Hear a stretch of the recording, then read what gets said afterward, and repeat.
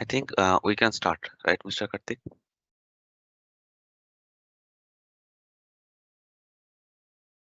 Yeah, we can start. Just give me 2 minutes.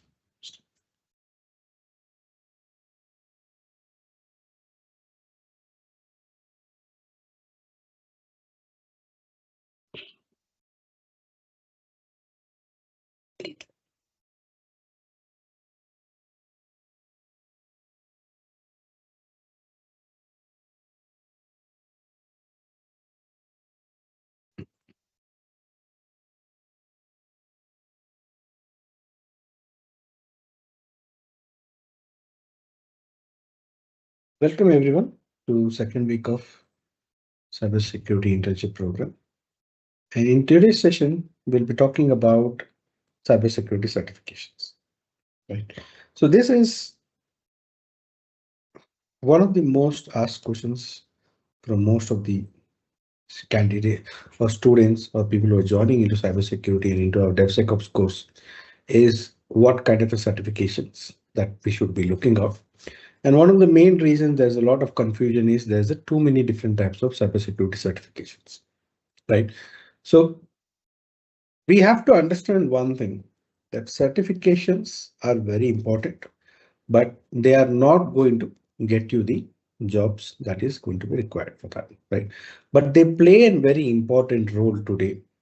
Main reason is that cybersecurity certificates prove your knowledge about cybersecurity, and it also helps you to land an interview. Where once you land the interview, you'll be able to showcase your skill and get onto a job as well. That is one of the main things that, in a simple way, I can tell cybersecurity proves your knowledge, but experience proves your wisdom, right? So what kind of an activity, what actions has to be done, and based on what, that is going to be a wisdom, but it also proves what is going to be your knowledge as well, right? So that is the main important thing out there. Especially it has a huge impact, right? Certain times you may be having an experience, a number of years of experience, less compared to what is been required out there. Certain times there you may be coming from a different stream of cyber, IT, that you want to jump into cybersecurity or something related to DevOps and things and everything like that. So at that time, certifications helps you to make that jump much more easier. It helps the interview or the hiring company to trust your profile bit better than someone who's coming without any kind of certification, right?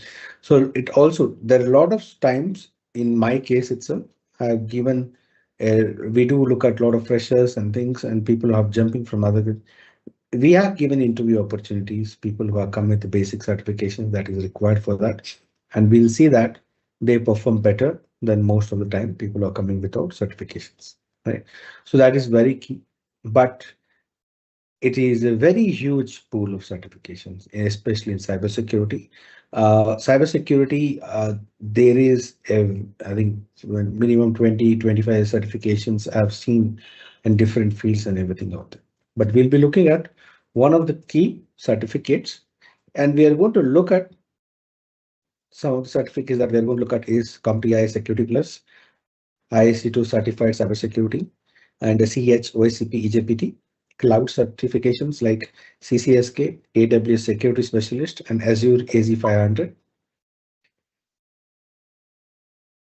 right? And the management related components related to the CISP and CSI. What are the things that is going to be available out there? This has been broadly divided. This talk has been broadly divided into components, that is the entry level cybersecurity, that is Security Plus NCC, that is going to be there. And there is a penetration testing related, right? Ethical hacking kind of security certification, which is much more. You have to look into that, right? Nowadays, DevSecOps is going to deal with both pen testing as well as it's going to be dealing with the DevOps environment, securing the DevOps environment as well. The next certification we are looking at is what is the cloud security of it, right? So that is the CCSK, AWS Security, and Azure AZ500, and CISP or more managerial related. So let's have a discussion on what are these certification, and we'll also try to figure out what would be your go-to certificate, based on your current role, what is your current knowledge in cybersecurity, and we'll talk about all those things as well. Right. So if you have any questions or anything, please stop in the middle. You can voice your questions. We will answer that questions, and they will move on from there. Right. So now let's start. So choosing a cybersecurity certification, right? It is quite difficult, right? There are a lot of things that we need to consider. Each and every expert security aspect you ask, they are going to give you a different certificate naming for that, right? If you are asking me, I will tell OSCP and CISSP out there. If you ask someone else, they will tell Security Plus and things, right? So what is the one that is going to give? How do you navigate your certifications? And what is the priority that is going to be there, right? For that, you need to understand what is your current role? Where do you stand in cybersecurity? Do you have any knowledge in cybersecurity?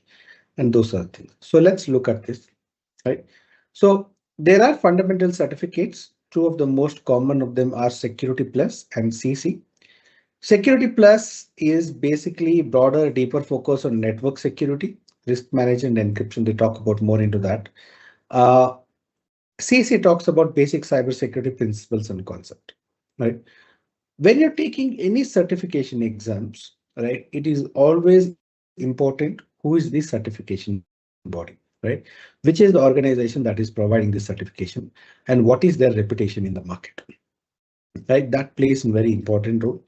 The most reputed certification for cybersecurity is going to be ISC2, right? And they provide the certified in cybersecurity. This is a very basic. You don't need much of knowledge in cybersecurity. You can come with little or no cybersecurity background. In CompTIA Security Plus, it is given by CompTIA. It is a well-recognized IT certification. They are not as specialized in cybersecurity. Like ISC2 basically focuses on cybersecurity, and a lot of the standards, they have much more stringent entry requirements for some of their exams. We'll talk about that later, right? Whereas CompTIA is much more professional, it's more related to IT experience. Uh, it can be taken, Security Plus focuses on different components. They focus more on network security, risk management, and encryption, as I told. Whereas ISC is more about from an architectural perspective, from a concepts perspective, what is the security principles that they go into that, right? So it is, let's say if you can take it in a real-time scenario, CompTIA is more towards practical approach. How do you go, how to do these certain things and part of it. Whereas CC or ISC2 based certifications are more towards architecture, right? How do you design a network? How do you design an application? What are the things that could be considered? All those things comes up there, right? But CC is very simple, very basic. If you're a complete beginner and you want a reputed certification, I would prefer going with CC. Whereas CompTIA Security Plus is also good. It can be a bit more. They are a bit more topics, a bit more advanced compared to CC. But Security Plus comes in middle, right? It is not a very fundamental certificate. At the same time, it is not a intermediate also. It comes somewhere in between that, right? So the amount of concepts that is there in cybersecurity, certified cybersecurity in CC is going to be very broad, meaning they are going to cover multiple domains. They will talk about physical security, cloud, and everything out there. But everything is covered in a very brief way, nothing in very detailed out there.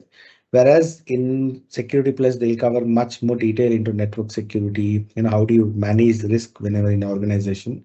And also they'll talk about more deeper into, encryptions. As I was told earlier, IC2 has a much more better reputation compared to CompTIA. If you are looking at a reputed, certification, I would prefer going with ICC compared to CompTIA, right?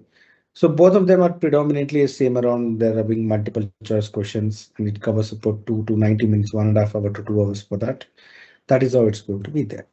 But main thing that we have to see is that who is this certificate for? What is the job role that you're looking at based on the certifications, right? Job roles usually IC2 is going to be for security analyst, IT technician, and entry-level cybersecurity role, right? Let's say you're fresh graduate from college, you're looking at getting into cybersecurity companies, and you're looking at internship or you're looking at entry-level jobs. CC plays a very important role out there, right? So let's say if you're looking at someone with little bit of experience and you want to get into much more network security and related to that, probably Security Plus is much more better option out there, as far as I'm concerned. But if you're looking from a DevSecOps perspective, I feel CC plays a better role out there because it covers a wider concept, right? But if you're looking someone who is looking from an network security perspective, from an infrastructure perspective of that, Security Plus is going to be play an important role. But irrespective of that, you can choose either of them, and there is a little variation in the difficulty compared to Security Plus and CC, but it should not take too much time for you to focus. Probably 1 month and 60 to 45 days, 30 to 45 days of solid preparation for both the certification. You should be able to cover it. I mean, solid preparation, I mean, it is not you're spending an entire day on them. No, it is much more, casual, spending up 2 to 3 days on an average, 2 to 3 hours on a day average. You can clear it easily. That is what I would feel in both of them, and very basic part of that. Okay, so this deals for fundamental certification, right? If you're new to cybersecurity or new to cybersecurity certifications, I would, if you're really not confident about taking but intermediate or higher level, I would start off with these certificates, and then you can move forward, because once you gain some understanding, once you will also gain confidence taking this certification, then you can move into the other certifications that is going to be, right? So once you have done with this, this is where the specialization in a particular field that comes into play, right? So when it comes to web application and infrastructure penetration testing and things, there are three major certifications that are available out there, and there is three different versions also, right? The most reputed, something which will definitely get you a job interview for sure, right? If you and there are certain times for a lot of penetration testing roles, if you are not having this particular certification, they are not considering anymore, right? And that certification is OSCP. And this is not a entry level certificate. This is an advanced level. They would like to term in their website as an intermediate level, but this is not an absolute intermediate level. If you ask, if you're new to pen testing, this is going to be advanced. If you're someone who has been in pen testing roles, and this is going to be intermediate for you, right? But this is not one of those exams which is not going to be focused on MCQ. There is no multiple choice questions in this, right? It is going to be more focused on hands-on. You are going to hack real vulnerable machines. You're going to get flags in that, and then based on that, it is going to be there. The exam here is actually a 24-hour exam where you're supposed to hack 5 machines. If you don't hack, or I think there's supposed to be 100 points, 70 points. For there are 5 minutes, 25 machines here, and 20 points each, and you're supposed to get minimum 70, right? Meaning you're supposed to 4 out of 5 machines have to be hacked, right? At the end of 24 hours. And after 24 hours, further, you will be given 24 hours to give a report and send it to the exam center. And once they'll verify the report, the grading is going to be given. So this is, it is heavily focused on real world, and this is what you would do on a typical engagement, right? Let's say if you go to an organization, they're asking you to understand the security, then try to check what is whether any vulnerabilities are there or not. You will have a most of it, like almost 70 to 80% what you do here is what is going to be there in the real world, right?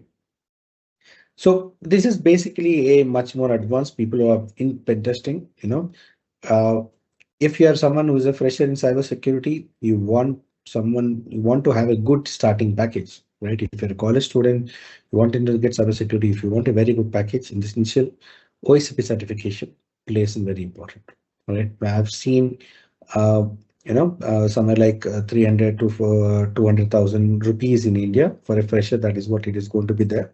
Whereas an OSCP candidate who has completed OSCP, for the same role, he can get around double that, right? Whatever the graduate salary, if you're an OSCP certificate, you're going to have double of that, right? What is the prerequisite here? What is that you need to know, right? Here, you need to have some understanding of what is hacking. You should have some experience about that. Uh, Previously, this examination had an introduction part as well, where they would explain how to work on different operating system like Kali and how to use this, and it's no longer supports that, right?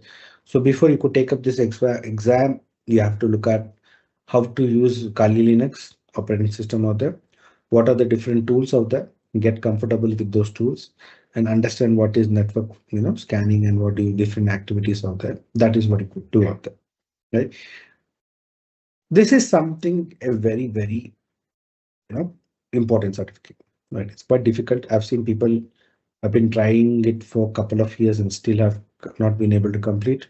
And I've seen people who have just taken a week and have completed it. That differs. There's a lot of variation. It is entirely dependent on your skill set, right? But if you think this is going to be very difficult, I don't want to get into that. I want to get into ethical hacking, but I don't want to deal with all those, stress, and the financially also it is quite expensive, right? I think basically it will cost you $1,600 to start off with. And if you're someone who's good, that is the cost. If you're taking more than 3 months to prepare, it will cost charge more.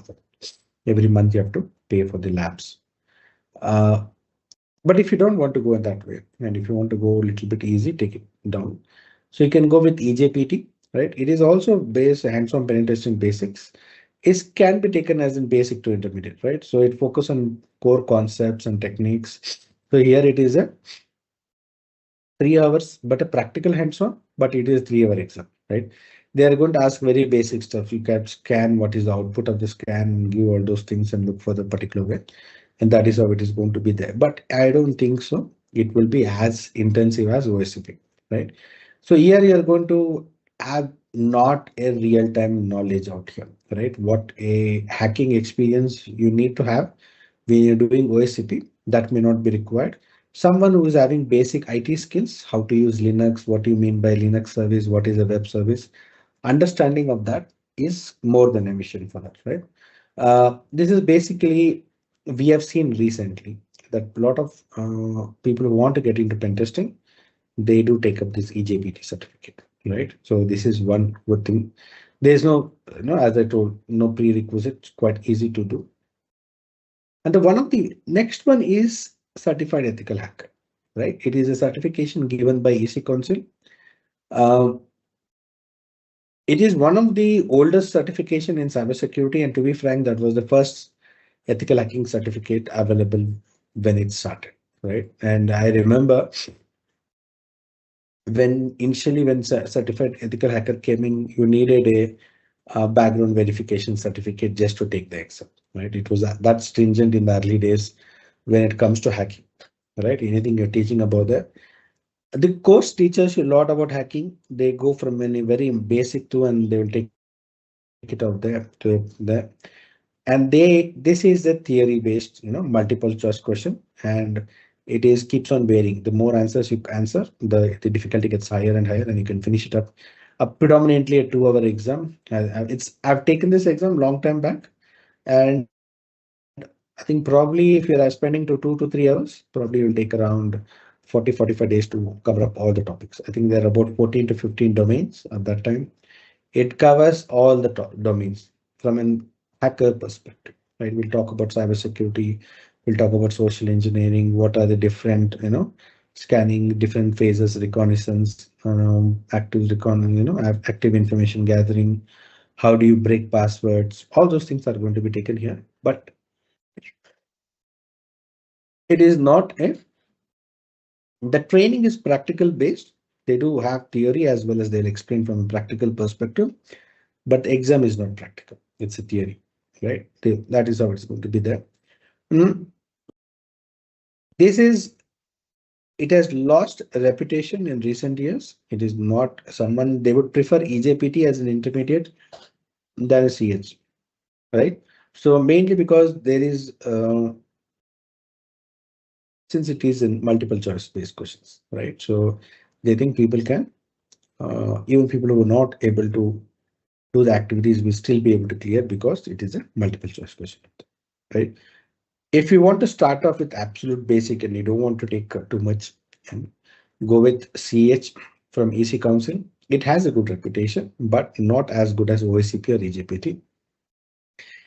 If you really are having a lot of time, you can spend 6 to 7 hours in a day, and you can spend about 2.5 months on pen testing, then OSCP is good, right? So it has a lot of reputation. You can demand a higher salary. And there are cases where they have hired people with OSCP without interviews also, right? It can cut short your interview process as well, right? And EJPT is something in the middle, right? Uh, EJPT is a bit more safer bet, right? If you can, there's a good chance you'll clear it. There's a lot of forums out there where you can join and where people will help you out with your process out there. But this is about from an infrastructure pen testing, and which spoke about fundamentals and things about that. So, but nowadays there is a shift, right? There is a shift in cybersecurity. Previously, if you see, there's a security analyst role. They were looking for cybersecurity penetration testers and someone with that. But nowadays, people have moved from that, right? Especially in the DevSecOps role and cloud security role, they want someone with a pen testing experience, but the specialization is not going to be in pen testing. They need to have knowledge about that, but someone who will know how to keep your cloud environment safe. What are the things that you need to consider when you're designing your cloud environment and things like that, right? So especially nowadays, all your DevSecOps environment are going to be in cloud, and how do you make sure of that, right? So for that, there are three basic certifications I've chosen. There are quite a few out there, lot of certification bodies, but I feel there are three which is going to be important out there. Right. So three of them is CCSK, Certified Cloud Security Knowledge. That is the one of the first cloud security certification. It is given by Cloud Security Alliance, right? This is the organization that focuses on cloud security. It was designed, meaning it was established to have a standard for cloud security. And CSA cloud security guides are very important from a cloud security perspective. Having this, even let's say you're not going to do the certification out there, right? Having just an explanation telling that you are aware of Cloud Security Alliance security guidelines will add weightage to your resume out there, right? That is the one thing. And in recent times, we have seen both AWS and Azure, which are more now. A lot of people are moving towards AWS and Azure is there. They have their own specific cybersecurity certifications for that, right? How do you secure the network out there, right? So, but you might ask me, what is the difference between the three, right? CCSK, it is not vendor specific. First and foremost, it is for any vendor who is going to be there. And CCSK is more about foundational cloud security knowledge, and it talks about security from a design perspective. What are the things that is what are the different components in a cloud environment? What are the things that need to be taken care? Where exactly an attacker would do? So how do you protect that points of there? All those things are going to be taken care in CCSK, right? It is not vendor specific. We can follow this with the relevant concepts in each of the cloud providers out there. So it also talks about based on what type of a cloud you're running, whether you're running infrastructure as a service, software as a service, or application as a service.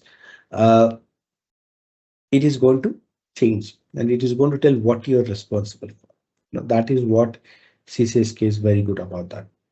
But when it comes to AWS and Azure certification, these are basically a vendor specific, right? And it is basically for, let's say, there is where these certifications are going to be useful. Let's say they're going to looking for a cloud security engineer. If the hiring company is focused on AWS, they're running their infrastructure on AWS, they would look for candidate with AWS certificate. But if the hiring company is working on Azure infrastructure, they'll be looking at Azure security engineers, right? Basically, this is for administrators or people who are managing the cloud environment. That is AWS and Azure, right?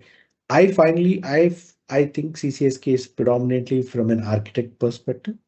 The chief technical officers or someone who's there higher up who are understanding from a governance perspective, right? They will look into that part, right? Because this is basically we're talking about how do you protect your data, how do you manage users and their access rights, how do you monitor them, how do you monitor for incidents. All those things are going to be taken in AWS security, right? That is what they're. So what are the job roles, right? So cloud security architects for CCSK, cloud security engineers, and also compliance officers, right? People are looking at the compliance, how it is supposed to be. Compliance plays a major role today, right? You don't have to be compliance engineer, but if you understand compliance, it will have a huge weightage for your resume because you know that this is they know that while designing itself, you're going to introduce compliance. It is not that when the audit comes in, you're actually jumping in and making changes according to the requirement, right? According to the audit results. You can actually help with auditing also, right? So security audits, all those things. That's going to be them. Whereas AWS and Azure are basically for their respective security architect for the respective vendors, security specialists who are there. How do they design and things? Here the main difference in CCSK to this thing is in CCSK is not vendor, right? It's not vendor specific. But here we have to know what are the products that are there. For instance, let's say you're an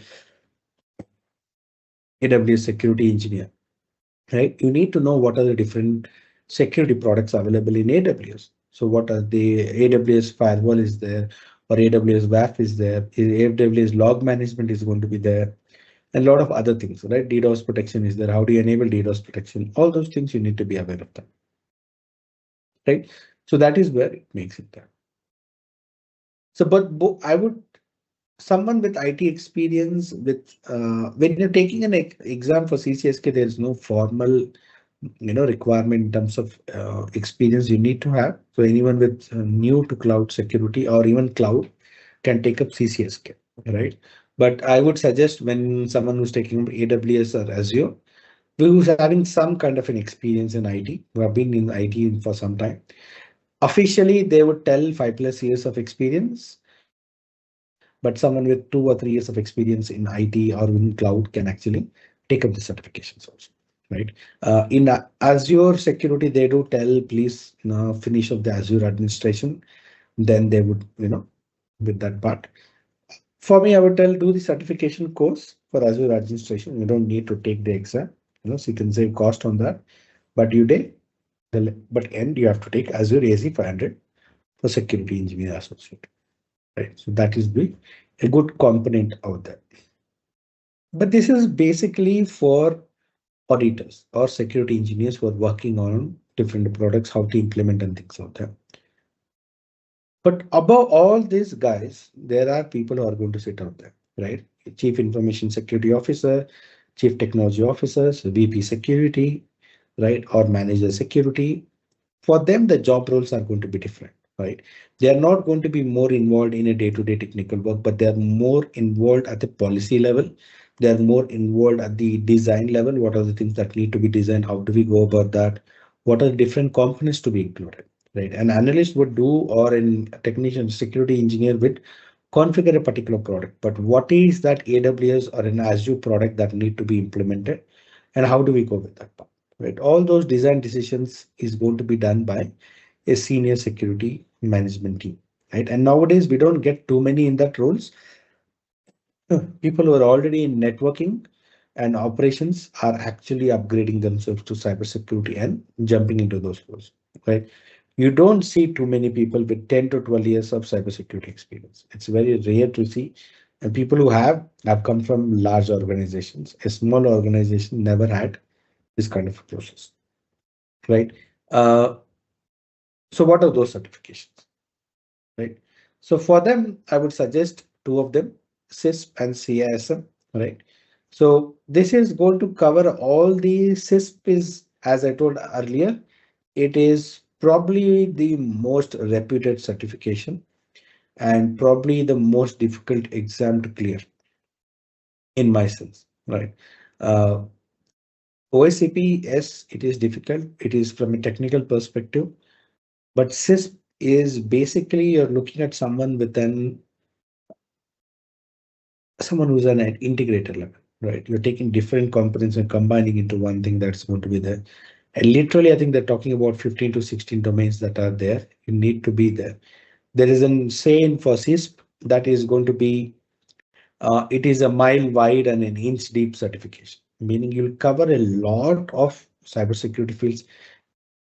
It will talk about for network firewall, it will talk about VPNs, it will talk about physical security, right? How do you physically secure your server? Is the server room and things and everything out there? And cloud security and what is application security, what is all those things out there, right? That is going to be covered in that part. So that is the main thing about that. And but compared to CISM, right? It emphasizes more on security management, governance, and risk management, right? How do you manage risk? How do you manage security? Something at a managerial level. He's not an integrator, but he's looking at any day-to-day activities, someone who is more into compliance related issues, right? Uh, Targeted audience versus this professional involved in technical roles, security analyst and engineers and architect. Analyst, it is, I don't think so much. It is an overkill for analyst, but they feel, people with that. But someone who's an analyst with a lot of experience, then it makes sense, right? Someone who is having 2 to 3, I don't really advise them to take it about that, right? CSM is professional leadership role focused on governance and things. So it's a manager, someone with a CISO information perspective that covers with that, right? Scope of it is going to cover a lot risk and security management. How do you secure your assets? Security architecture, communication network, IAM, identity access management.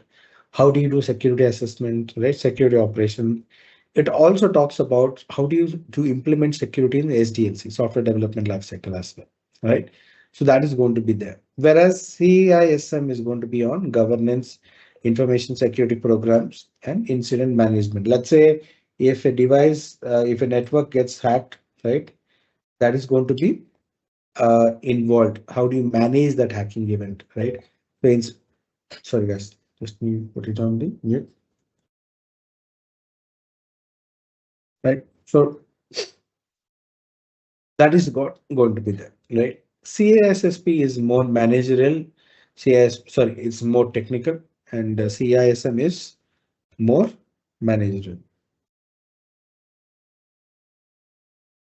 Just a second.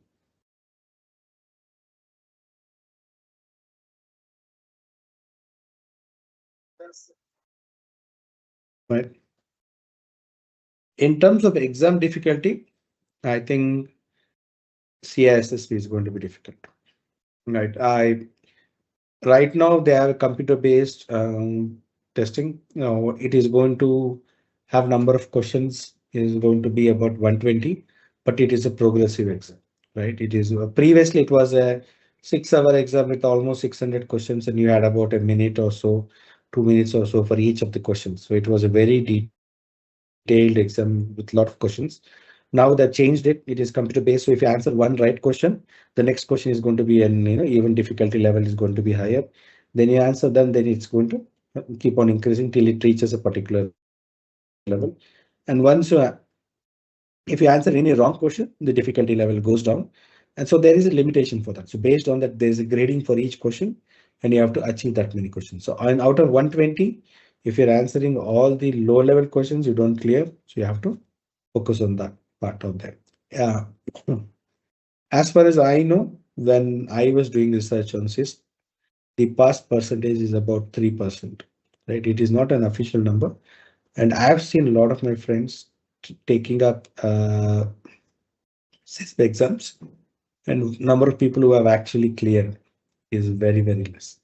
Very, very less.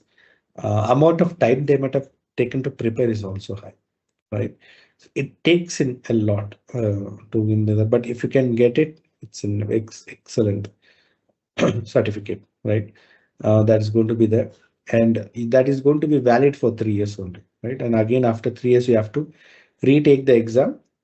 But if you're attending security events and things, they will give point system is there for that for recognized security events. A certain amount of points are there. You don't have to rewrite. You just have to pay for the exam, and they will renew the certificate for that. I think it's for both CSP and CSM. That approach is there. But there is an entry requirement for this certifications as well, right? You need to have 5 years experience in information security. That is an entry requirement of the. Without, if you cannot prove your 5 years experience in information security, you will not be able to take up the exam. Okay. CISP, you can take the exam without 5 years of experience. Let's say if you've done your master's or in cybersecurity or in your majored in cybersecurity in your college, they will reduce in years. You can take 4 years, right? Even with zero experience in cybersecurity, you can still take CISP, but they will not give a professional certificate, right? They will give an associate certificate. CISP associate is going to be there, right? Once you finish 5 years, they will upgrade it to professional, not an issue, but that is how it goes, right? So these are the main certifications, different levels, different job roles that you're looking at. There are a lot of other certificates, right? If for SOC, there are a lot of other certificates, and for other, let's say if you're looking into forensics, there are different certificates for that, and different for networking, network security, blue teaming, there are different certificates there, right? So every vendor, let's say if you're having a Palo Alto firewall, you need a separate certificate for that. And for Linux also, there's separate certificate. How do you secure Linux and things and all. But those are all very specific certifications, right? One which will have a wider scope is what I've taken, and which I feel, and what, based on my research, these are the certificate has a much more, lot more organizations are looking at this certificate. So there's a better chance of being shortlisted in any of the job roles, right? So, but how do you prepare, right? How do you look at the certifications, right? Um, you have to look how much it's going to cost. CISP is a bit expensive, but it is not as expensive as OICP, right? So look at what is the cost you can do and what is the type of recognition, right? EJPT a bit more expensive than CEH, Certified Ethical Hacker, but it is having more recognition. Probably can spend more money on that. At the same time, you have to look at what is your job role you're applying for, right? If you're someone who's applying for managerial roles, at that time taking up OACP may not make sense, right? Because you never may be dealing with offensive security, never do a pen testing out there. So understand what is your job roles, look out for certification that is going to help you out in those things, right? So CCSK would for cloud may be very good, right? But I would recommend, in a long term, once in 6 months or something, look at what is the product you're working. Along with CCSK, are you working on Azure? Are you working on AWS? Take up relevant security certificates in them, right? You can do that. And look for the roles as well, right? Then again, you can look at the job roles as well. Okay. So any questions from a cybersecurity role perspective, certifications perspective?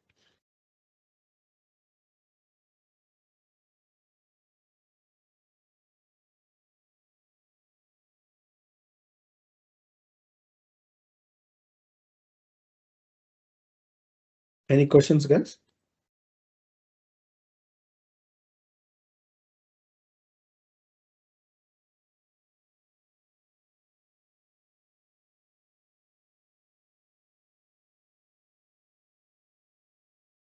Then can we have a 5 minutes break before we start the firewall? In the meantime, people can also ask questions out there. And we can talk about other courses also in that. Thanks, Abhishek.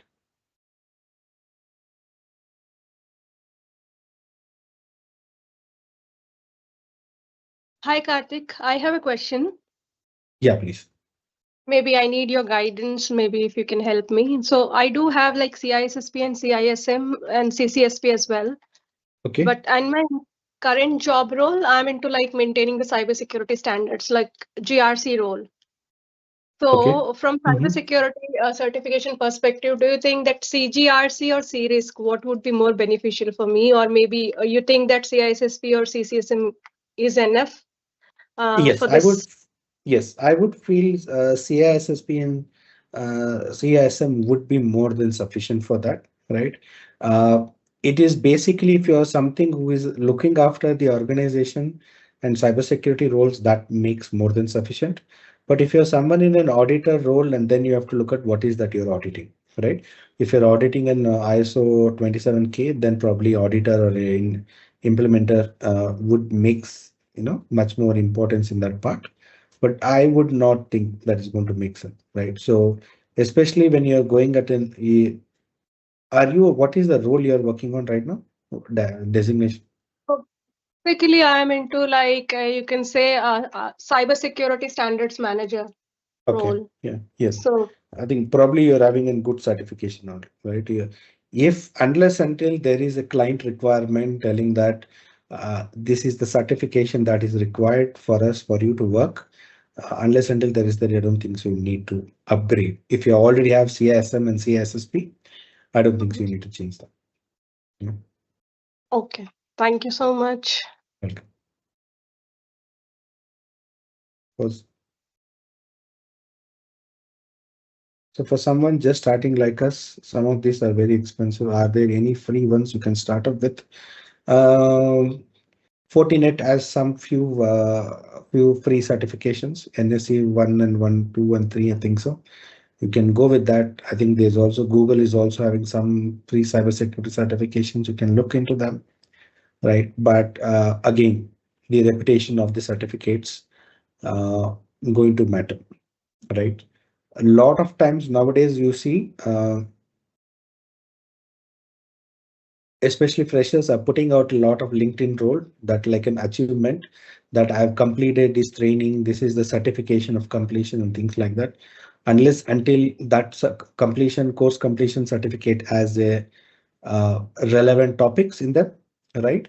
And something which is going to add value to the knowledge, that is not going to be there. And if you have too many of them, then again it acts as a negative also, right? So they're looking at that part. So what is that you're learning? Are you covering a wide variety of it? Are you looking at much more deeper into that part? All those things that need to be taken into consideration, right? So I would certain times, again, it depends on what is that you're looking at. Are you looking at pen testing? Probably you can take up Hack the Box subscription and do hacking in that, learn hacking in that. There is a free subscription as well. Learn them and get a certain level of hacker level or something like that. That will have better weightage in compared to CH or EJPT, right? Not as good as OSCP, right? That will get into that. If you want to get into cryptography, then what certification or training would you suggest?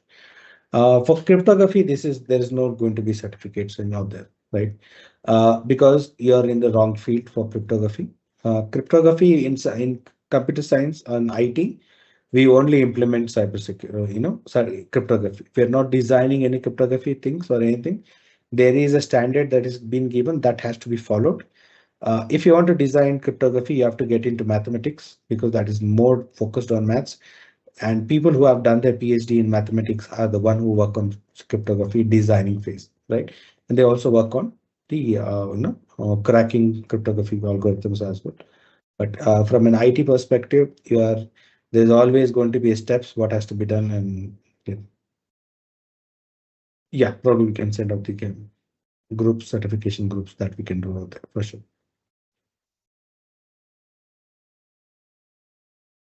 So because I remember for cryptography, when I was doing my master's in cybersecurity, my professor for cryptography he had done his PhD in mathematics from Cambridge, right? And the first thing foremost is that he told is that, this is just for your understanding. You're not going to work in cryptography. And he directly told you're not competent to work in that because you're not a maths expert, But when you go into that, you understand. Yeah. What is difference between penetration testing and ethical hacking? Both are same. There's no difference.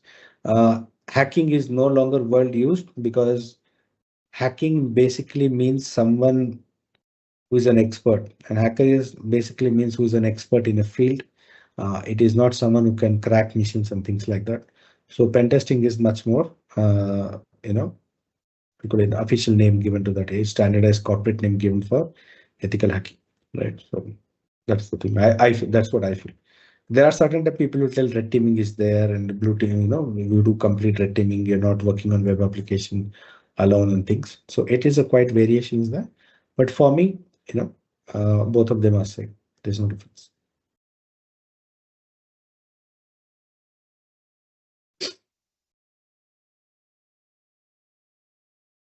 And someone asked in the starting whether you want to go with compliance related certification. That you may not need to go with that certification, but knowledge in that would be good, right? RT, uh, because when you talk about that, you need to be aware of that subject, right? So a lot of times, I'm not related to compliance. A lot of times, students do ask, what is the knowledge requirement for that? I want to get into this job role. I would suggest is take up certificates. What are the required certificates for those job role? Study the content of them, right?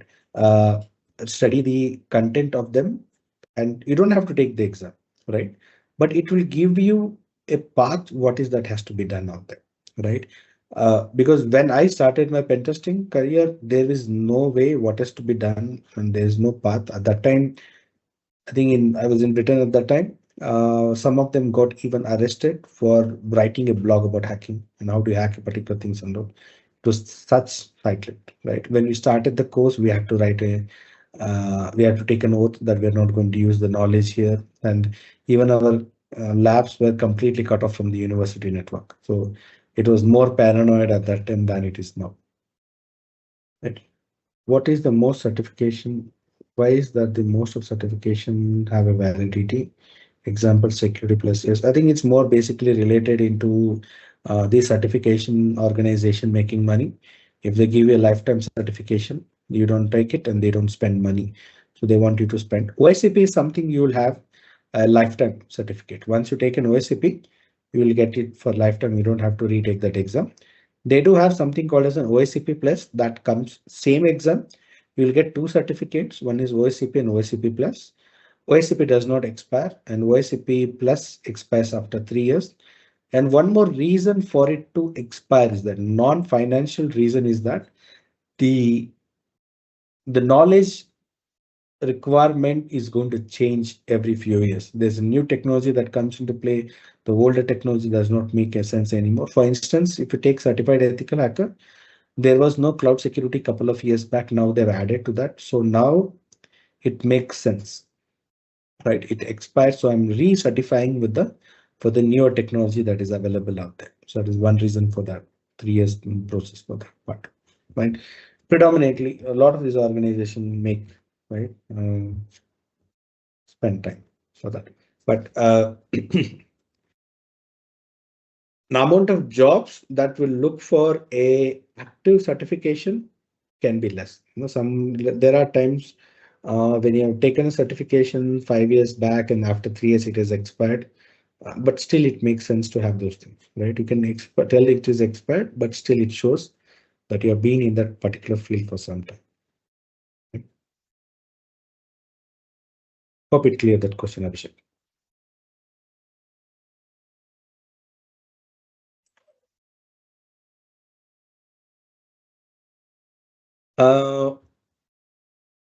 Someone who's starting with pen testing and GRC, pen testing and GRC are completely different. It's two different endpoints, right? One is at North Pole, another is at Antarctica. I would suggest taking up, deciding which one to go, right? GRC or something like it is more like a checklist. You go there, you are seeing whether they have been implemented or not. I remember in ISO certification when I was person who was managing the ISO certification for the organization, for my organization, they checked, is there a fire extinguisher in the building, right? And they took a photograph of that. Then they had a check mark. Okay, this is there. They checked, are we using access card or not? They give a check mark out there. They check the reception area, right? When you get inside, are they in the reception collecting the identity of the person who is visiting, and are they maintaining what is the correct logs for that? That is nothing compared to a technical part, right? That's going to be there.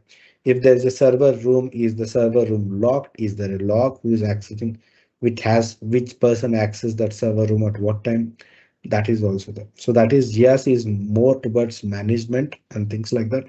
You're not working on technical, right? If you're looking at pen testing, I would suggest start off with downloading Kali Linux, understand basics of it. Uh, if there is a little bit of cash that you can spend, go with Hack the Box subscription. They have some basic missions you can start practicing. They have walkthroughs in that. So how do you hack a mission? Go for about 10 to 20 missions, start off with looking at, and do the monkey business of the meaning, copy and paste, copy and paste, copy and paste. So you'll get used to how using the tools in that part. And once after that, then you can start exercising your brain on how to act things like that, right? So that would say, I would, for me, as an hiring manager, when I'm hiring someone with CS and EJPT is there, and another candidate is coming with Hack the Box, and there's a different levels, right? Newbie, script kiddie, and hacker and elite hacker. Someone coming up with an hacker level of experience in Hack the Box, I will prefer them first compared to an EJPT or a CS certificate out there, right? So it changes from manager to manager, but I'm more hands-off guy who's more from an hands-on perspective, right? My interview questions are going to be more practical, looking at from scenario based and things. So, but not everyone is going to be like that. So that you have to decide. That you have to decide what is the result. If you want to start something very basic and free, start up with VulnHub, VULNHUB website. You'll get a lot of vulnerable machines. You need to have a VMware workstation for that if you're Windows, and you can work on it. Right? There will be hundreds of machines there you can practice. Then move on to uh, different OSAP machines and things like that.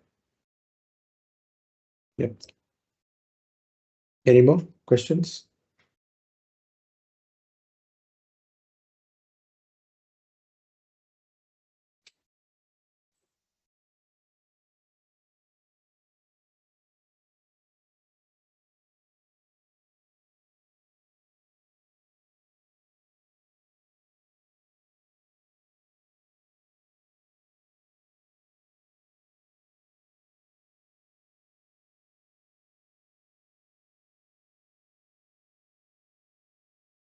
But if you're looking at someone who's looking into getting into cybersecurity, and especially from a pen testing role, uh, there is a bit of decline in pen testing role. Not because there is no more pen testing openings out there.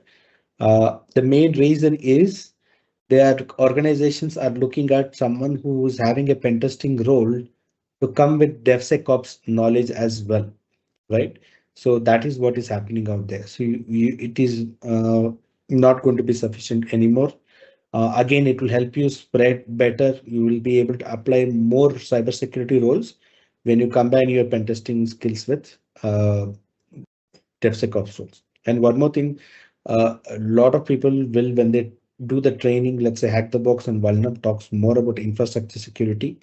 Uh, in reality, 95% of my workload as a pen tester and a manager who's managing the lead or the taking care of the team, we are focusing more 95% of the time on web and mobile pen testing, right? Mobile hacking and web. And so that is why. So that is why when you see our DevSecOps role, we have an web application security component as there, as well as there in that part. So we'll see from a web application, how do you hack that? What are the different components into that? And how do you go from there? Okay. Don't underestimate cybersecurity, DevSecOps. It is the one which is picking up. The situation is such that I'm an auditor. We, I don't, I always audit other third-party companies, websites and things like that, what is for security features and things, security issues. And those organizations are reaching out to us to help them out in setting up their DevOps environment, right? How do you set up that? They tell they were already having a DevOps, but we want to implement security in that. And how do we go about that, right? So even as a pen tester, you are going in that part, and they're also asking us in some organization asking us to help them out in the design phase itself. Okay, so pen testing alone is not going to cut it. As an when a fresher, probably you can start up with that, but if you want more than 1 year of experience in that, you have to be with DevOps as well, DevSecOps as well.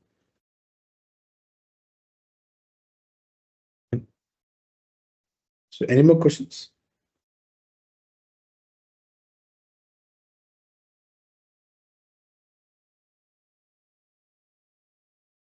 Can we start with firewall, Madam? Or you want to talk about something else?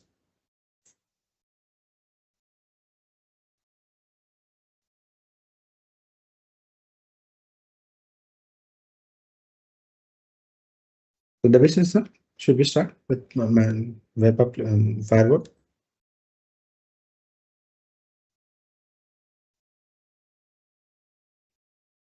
Yeah, I think we can start, right? Yeah. Okay. Give me 2 minutes. Let me have some water. Then we'll start.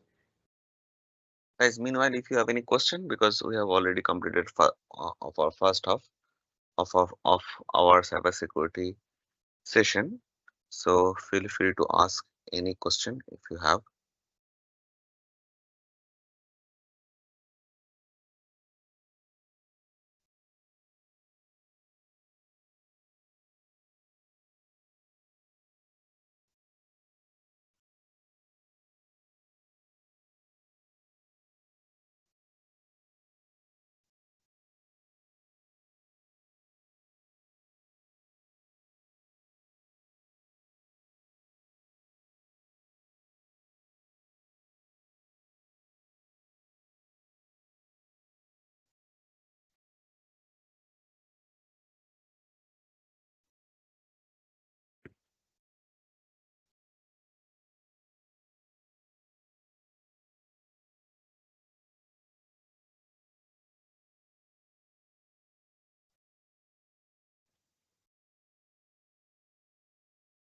Can I ask a question? Yes, please. Please, I want to know the difference between these our free course for cybersecurity and the paid cybersecurity. What's the difference? What is the benefit between both of them? Thank you.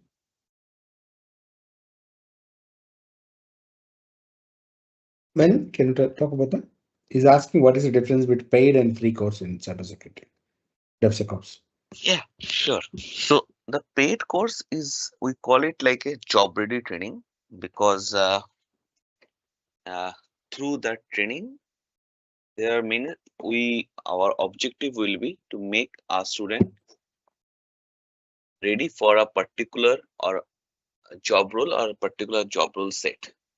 So if we consider the cybersecurity or DevSecOps of our paid role or job ready training, after the two like 7 weeks rigorous training with Mr. Karthik, we will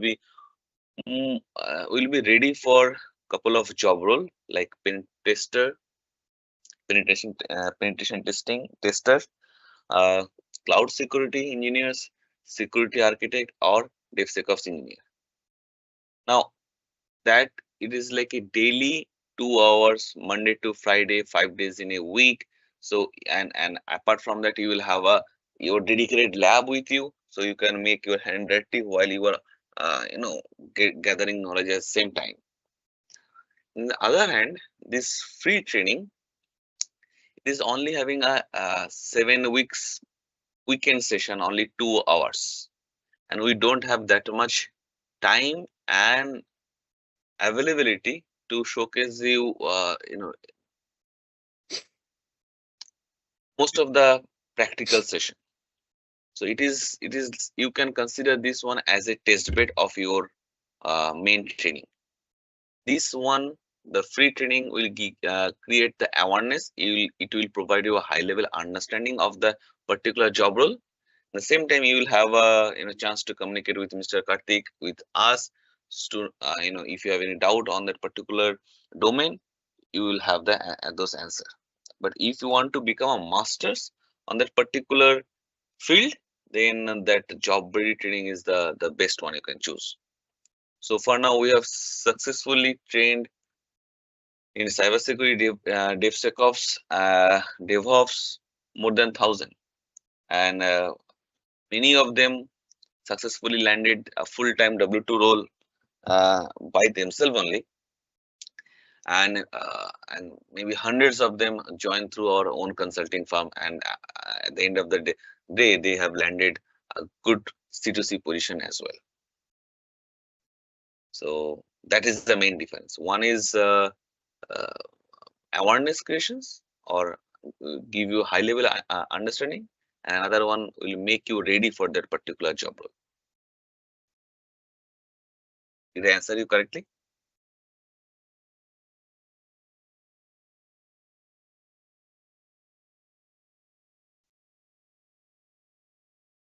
Hello.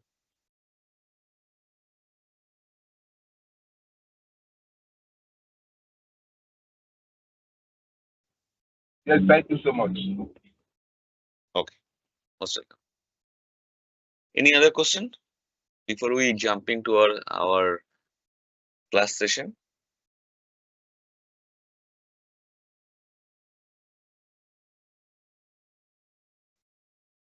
Okay, Mr. Karthik, please carry on. Thank you, Mani. Let's start.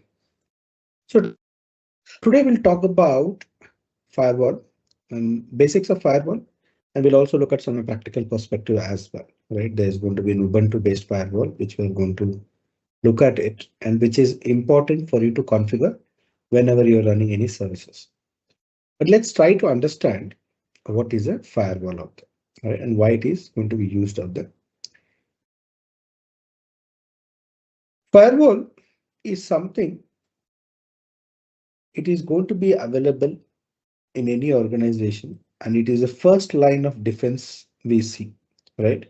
Is a network security, it monitors and controls incoming traffic and outgoing traffic, and firewall acts as a barrier, right? In a normal way, we can think about is that there may be an office premise and there's going to be entry point. Now there an exit point out there where they are going to check whether a person is supposed to be allowed inside or not. And then if he is having the permission, he'll be allowed. And if that person is not allowed, it does not have the permission, he's going to be blocked. That is what it is going to do. But how does it work? Right? It is going to look at, analyze the packets that are coming out there, and it matches a certain specific rules out there. Right? Other traffics are blocked and things like that. It's going to happen. Protects network from threats. They prevent unauthorized access. They safeguard sensitive data. That is the purpose of it. So when you're talking about what does mean by network packet analysis, right? Any packet, let's say when a device, when two devices sends data between themselves, let's say there's a client and server, every data that is going to be taken, that sent is called as a packet. Okay. PACKET. And there are every packet, some basic features are going to be there, right? It is going to have the source IP address. It is going to have destination IP address, because this IP address is like an address. It knows how to reach to the server and how to come back to the client. That is going to be there. And also there'll be something like as a port number out there, right? So let's say the server may be having multiple applications running or multiple services running, right? So for instance, there may be HTTP server, web server, and SSH server. When a packet comes inside the network, how does the server know which packet, the packet belongs to which service? So based on the port number, it is going to know which one it is sent, right? For instance, port number 80 is going to be for a HTTP and SSH is going to be 22. If the packet contains 80, it will send it to HTTP. It is going to be there and it's going to send it to that path. So a firewall, typically what we call here is a network firewall, right? When we're talking about general firewall, we always talk about network firewall because there is an application firewall and email related security practices as well. That is not been covered here, right? Because it is called as a network firewall because it is looking at IP addresses, right? And it is looking at port numbers for doing the activity out there. So based on this, it is going to be taking into consideration and analyzing these components of the packet in the network traffic is going to make its decision out there. Right? For instance, we could tell if the packet is coming from a particular IPS, let's say 10.10.10.10, it will tell allow and rest deny, right? So what is going to happen here? If the packet is coming from a device which is having IP address 11.11, this is going to drop the packet out there. It is not going to allow the communication to take place. And that is how it is going to work, right? It has a lot of basic stuffs. We'll look into that today, all right? How it is working and things. We will see that part. So this is what it means by packet analysis of. So what are the other things, right? So importance of firewall is data protection. It prevents data breaches, safeguards sensitive information from theft, right? Malware blocking can also be done. In certain times, what happens is that a system which is inside the organization may be infected with a Trojan. So I can prevent some kind of this activities from giving access to the internal network to an hacker as well. So that can also be prevented. And I also control access control here. I can tell only authorized people can access the services or communicate with other devices in the network. Others are not going to be allowed to do that activities, right? So that is how this is going to be taken into consideration. So there is something called as a stateful firewall and stateless firewall, right? And there's also something called as a trusted side and untrusted side, right? We'll talk about both of them. It is talking about stateless. It analyzes packet individually. It does not retain information about the past. In stateful firewall, it is telling it is analyzes the entire connection state. It tracks ongoing conversation and enhances the security. So what does exactly this means out there? So let's look from a diagrammatic perspective. Okay. Let me draw a diagram rather than let's have it. It will work better. Right? So firewall will typically have two sides of a network. Okay, one is the internal network and what is the external part of the network out there, right? So anything that is going to be right on the left side here, which is not connected to the internet is always going to be represented using a cloud. Okay, so that is how it is going to be taken into consideration as. So let's say there is a device here and this device is going to connect to the server that is going to be in this network.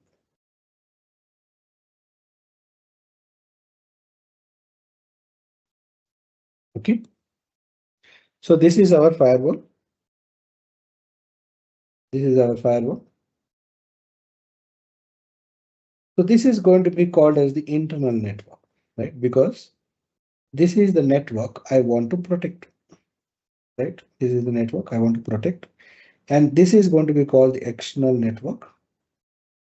And this is where attack originates from, right? Because either this could be an hacker machine sending the packet via here, or it could be someone sending out here, all those things. But this side of the attack is not to be trusted. So what it's going to do is that they're going to consider something called as a trusted network and untrusted network. Okay. So there is a default rule out here. What is the default rule? Allow all communications from inside, meaning the trusted network, to untrusted network, right? If the communication is starting from here, it is going to be allowed by default. But the same way, if the communication is starting from untrusted or outside network, right, and coming to inside network, this is going to deny all traffic. It is not going to be allowed inside at all. Meaning, let's say I'm doing a ping command. I'm going to do a ping command from here to this device. The packet is allowed to pass through out of here. But let's say there's a ping command from here to this machine. When it reaches here, this is going to be dropped for sure. That is the scenario for that part of that. So that is the basic understanding of how a firewall default rule is going to happen out there, right? So now let's understand from a stateful firewall and stateless firewall perspective, right? This is the default rule. It is going to allow all traffic from inside and it is going to deny all traffic going to coming from the outside. Now, let's say this is going to be stateless firewall. You remember Going from here is allowed, coming from outside is denied. So now let's say this particular device sends a request to which device? To this device. So you remember, I'm going to be allowing from here to here. So it goes from here, goes via internet and reaches the destination machine. And destination machine does the processing of that request and it sends back a reply. Right? And when it reaches the firewall, what is going to happen is that this is going to be dropped. Right? Why is going to be dropped? Because it says anything from outside to inside, it is going to be dropped. If I want to allow this particular thing, right, I have to write a rule here. Rule allow, right? Let's say let's use IP address 12.12.12 and 14.14.14.14. I have to write a rule now. If the communication from 14.14.14.14 to the IP address 12.12.12.12, allow that process. Right now, next time when it comes, this rule is going to be satisfied and it is going to do this process. But the problem here is that this is going to be a management nightmare. It is very difficult. I need to know in advance what are the devices I'm going to connect, right? And this is going to be very hectic to manage. And that is why if you see, if you go about 7 or 8 years back or even 10 years back, it was not possible to access Google or any external networks out of your organization because they had to write a specific rule for those devices out there. And they could not control things out there, right? Someone, it would also, let's say this is not a regular user that is coming, let's say is a vendor, but I don't want to give him access on a regular basis. But because of this situation, the default behavior, this is going to be not possible. I have to give him out there, right? And this is a major problem when it comes to that part. So in order to overcome this situation, what they did was they came up with the logic of stateful firewall, right? So meaning the firewall here become more intelligent. It is start tracking the packet that is going to go. The default behavior is still going to be there. Anything going from inside is allowed, anything coming from outside is denied. Okay, but here it is going to look at the state of the packet. Let's say I'm doing the same communication. I got a packet that need to be sent to this. It first reaches the firewall. Now previously firewall is just send it across, but now it does not do the same thing. What it is going to do, let's say we spoke about 12.12.1.1. So now what it is going to do is that it is going to maintain a table, right? Where it is done, the 12.12.12.2 is sending a packet to 14.14.14.14. So the connection initiation is happening from inside out here. Okay. Now what is going to happen? This packet is going to go to the 14.14 machine. And when it comes back to the firewall, it checks this rule. And it sees that the communication was actually initiated by 12.12.12. So this is a reply for that. So it knows I need to allow the packet to go through this. So it is looking at the state of the packet, whether the packet is versionating or it is a response. All those things can be taken care of here. Now let's assume if this is the device that is going to be allowed, it will initiate a connection, right? When this comes, the packet from here that it reaches the firewall, firewall will check the table. That is the state table that is going to be there. It will check and it will see there is no connection initiated from any of the devices in the network because here it could be multiple devices, right? That is going to be there. None of the devices has initiated the connection to 14. So this packet is a fresh and initiated from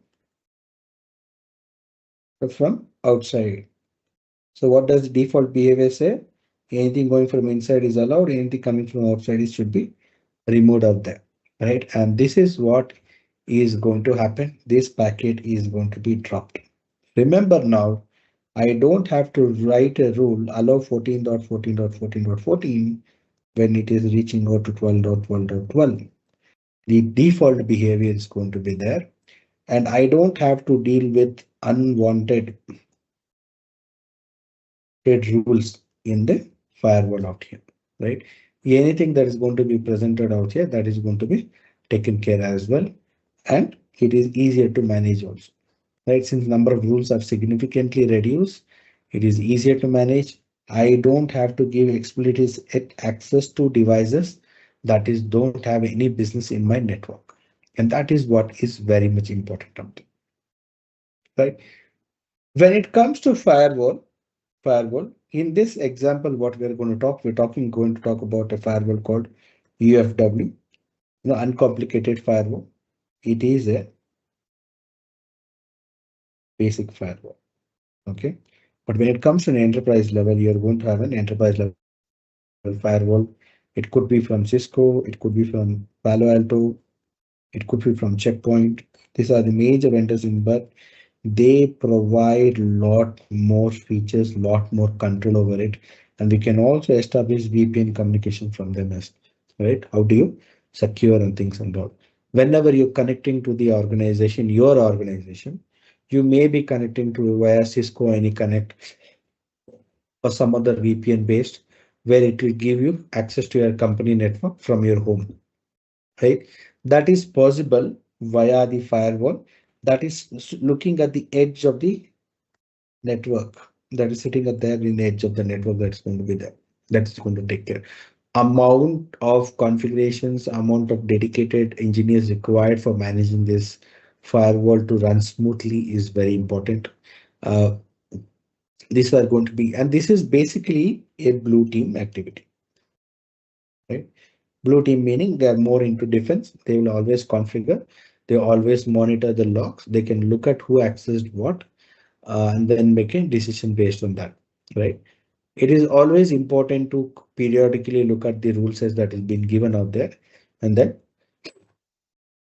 make it changes if required out there. And that is what a stateful and a stateless firewall is going to be there. It is always important to know about this. Nowadays, 90% of the firewalls you will get both paid, and it's almost all that's new products are there. It's going to be stateful firewalls. Stateless firewalls are still there. Those are the firewalls which were there brought by companies long term back, and still they are running those services out there, right? But that becomes an issue. You don't have to. Managing them is a bit of a difficulty out there. Right. So default is deny all incoming, allow all outgoing, that is going to be there. Log all traffic. It is the major thing of there. Everything is going to be logged in. And we also spoke about trusted was untrusted sites in the firewall. What are the best security practices when it comes to firewall? Always regularly update your firewall. Make sure it is running in the most, all the new bug fixes, everything is up to date. Periodically review the right rules that is being given out there. And also make sure the password that is used for configuring the firewall is of good quality, right? A lot of times we have seen in organizations, they will have a very good, very capable firewall, and it is the way they're configured is very neat, right? We are not able to compromise the network at all. Nothing goes inside. None of our hacking attempts are successful.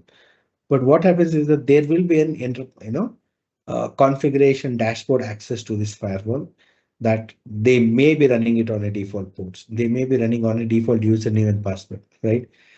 In one situation, the firewall, they had kept, forgot to change the service use default username and password. They had created admin and they had some random password of the not a very predictable password. We were able to brute force it and gain access to their network, right? Once we are inside the firewall, what we did was we created our own rule where it will allow access for my machine on them, right?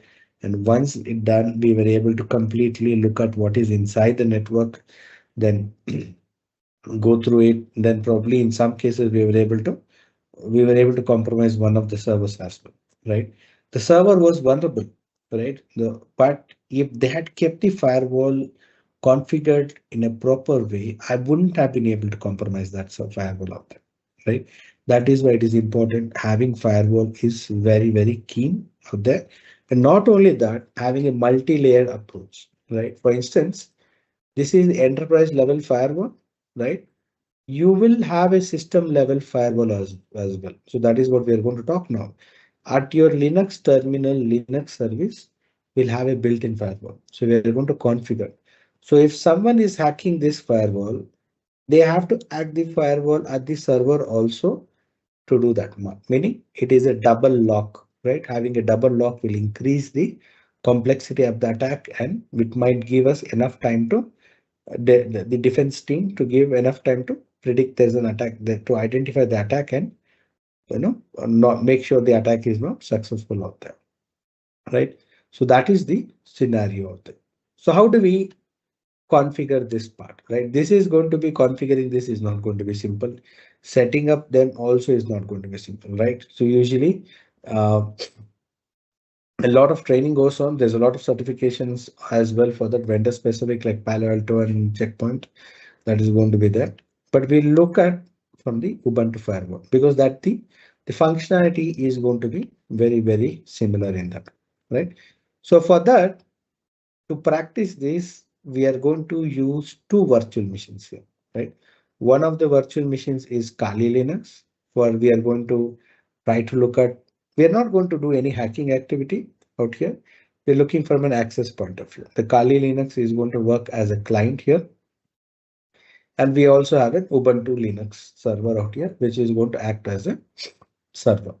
Right? And we'll see, we'll configure the Ubuntu firewall and see how things are working in between. Okay. Let it start.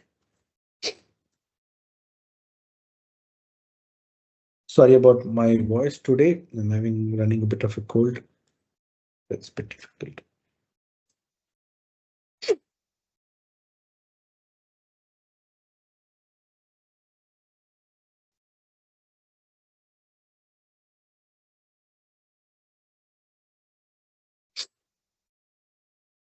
So I have already pre-configured this firewall and they have pre-installed few of the services out here, right? So here we are looking at two different services. One is the HTTP service and SSH, right? SSH is a remote access, right? I can try to control my server from them, whereas an HTTP is a web server, right? That is what we'll see about that, how it's controlled. Okay. So now, taking time, let's give it a minute.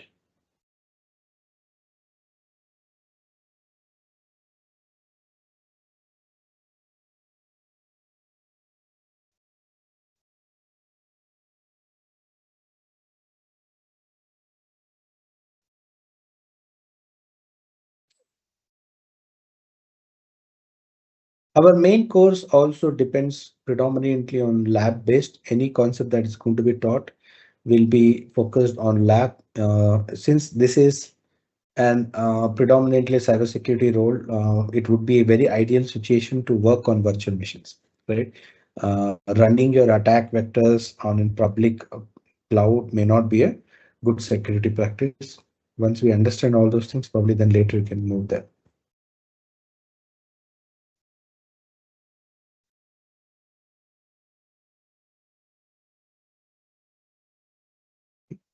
There's some issue with the virtual machine out here. Let's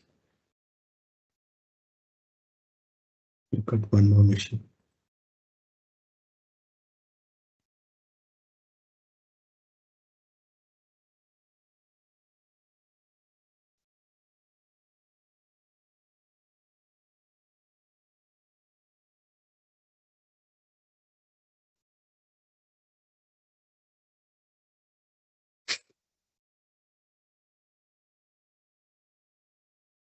So let's see, is our default services are installed or not. That is our HTTP and SSH, right?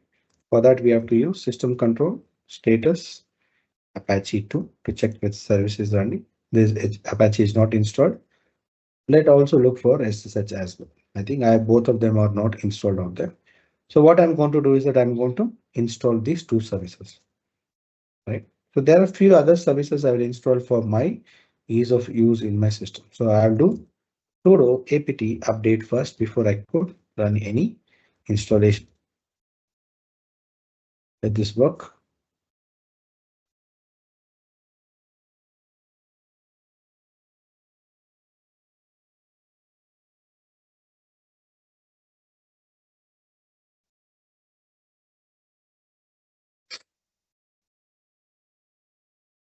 Okay. Now I can run the installation process. It's going to be sudo apt install Apache for the web server, SSH, and I got a few other things as well which I want to install. Tools and editor. Then it's going to ask permission to install. I'm going to enable that permission. It will take a couple of minutes, seconds to do that part.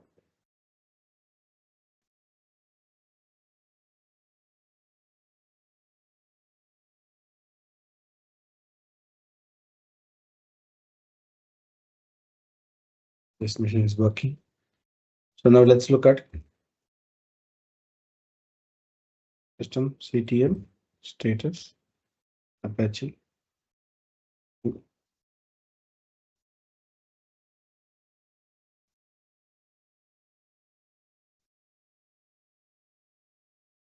do it again on this machine. This is basically a lab machine designed for this today's lab.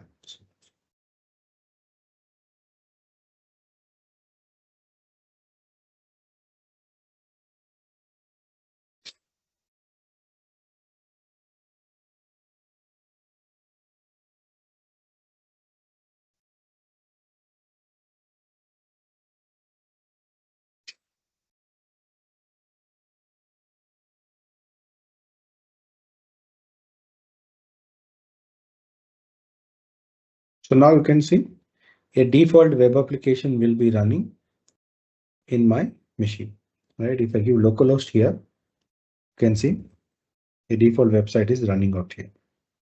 Let's see, it's still installing. Just give it a second.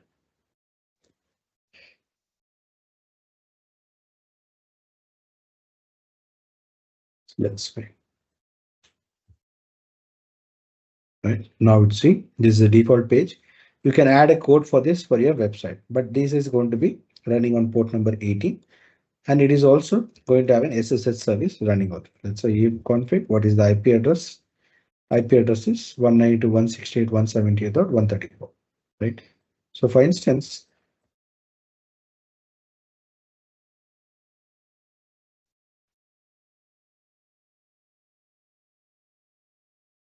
you can see that web page is accessible from my Kali Linux client as well.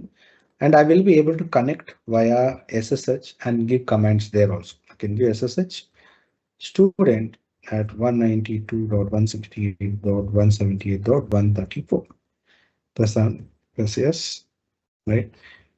Do the password for that, and this is going to work. See, this is the exactly same machine as this one, right? DSO7, whatever is there, that is that I can do any activities from here using my SSH, right? So I can see if I can do make dir one folder one I've created and come back and see this is going to be ls available out, right? So now you may be asking Karthik, you told there is a firewall, Ubuntu firewall, uncomplicated firewall on Ubuntu, and why it is allowing anyone to connect from outside, right?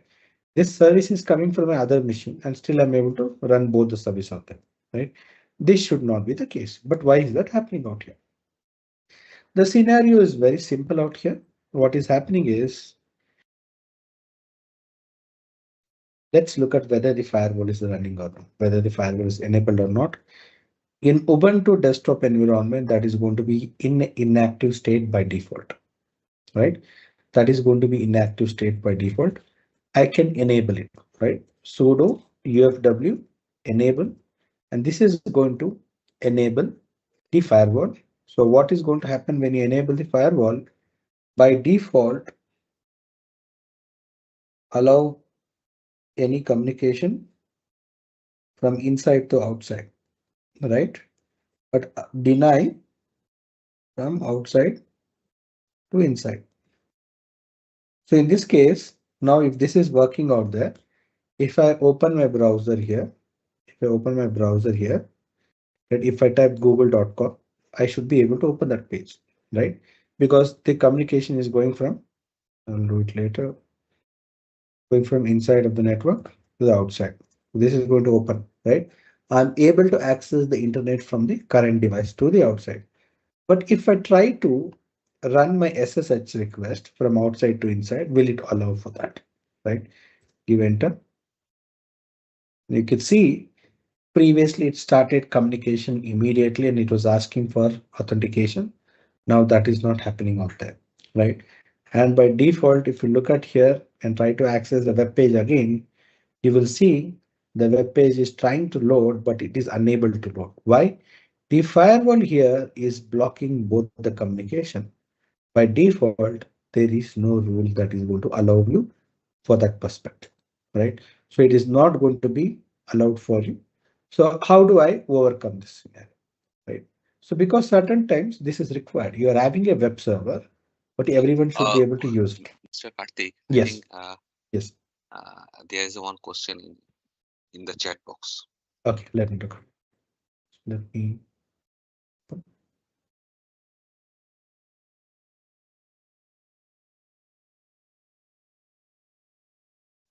VMware app is a virtualization tool out here where, let's say, you want to simulate a network, all right? You want to simulate a network, you want to simulate, practice a lot of things out there. That can be done using your VMware tool. So here we can run multiple virtual machines, and you can see I can run a Windows operating system. I can run multiple Android, sorry, not Android, uh, Linux operating systems out there. I can run dedicated machines out there. So these are, instead of me individually installing the Linux operating system on my machine and do a dual boot, right? Initially, you might have seen in your college times, if you want to run both Linux and Windows, you have to install it on the same disk, and it is going to be a bit of a problem because every time you want to use Linux, you have to shut down the Windows and go there, and then you have to do. And this is one way of doing overcoming that part, right? So here you can directly create a virtual machine. You can download a virtual machine and run from it. Right, this is especially very good for practicing purposes. And let's say you are working on things you don't want to continue with that, you can easily delete it. All those things can be done here. Okay, uh, this would be a very good, in the course we do talk about this. We do help the students to set up the virtual machine initially. Uh, you can practice Linux and a lot of other related to Linux on virtual machines. We don't have to worry about. It makes it much more easier, and you can try different variants of Linux also. Here on Windows also you can do. Also install Windows virtual machines. Hope that was clear. If that is not clear, probably then we'll have to look at one more session where you can understand that functionality much more better. Right. This is technically I've created two machines. One can be act as a server, one is acting as a client.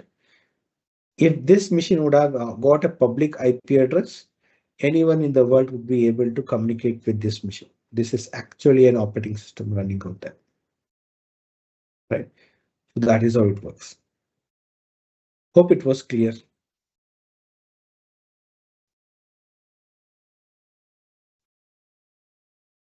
Any more questions, guys, related to this or anything related to firewall?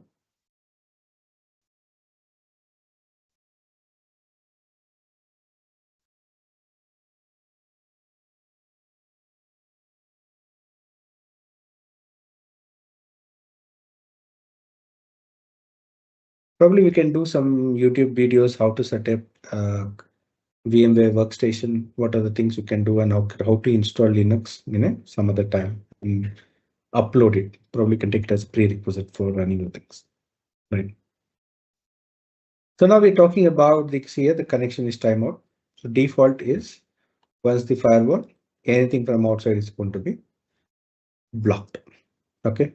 So but how we are going to allow this, because this is a server that needs to be running and we need to be able to allow access for that. But it does not mean that your server may be having many ports that are open. You can only open certain port only, right? I can tell I can only open port number 80. Then SSH connection will be dropped, but port 80 people will be able to access the website. So let's look at how do you add a rule to that part. Okay. So for instance, for that you have to be sudo ufw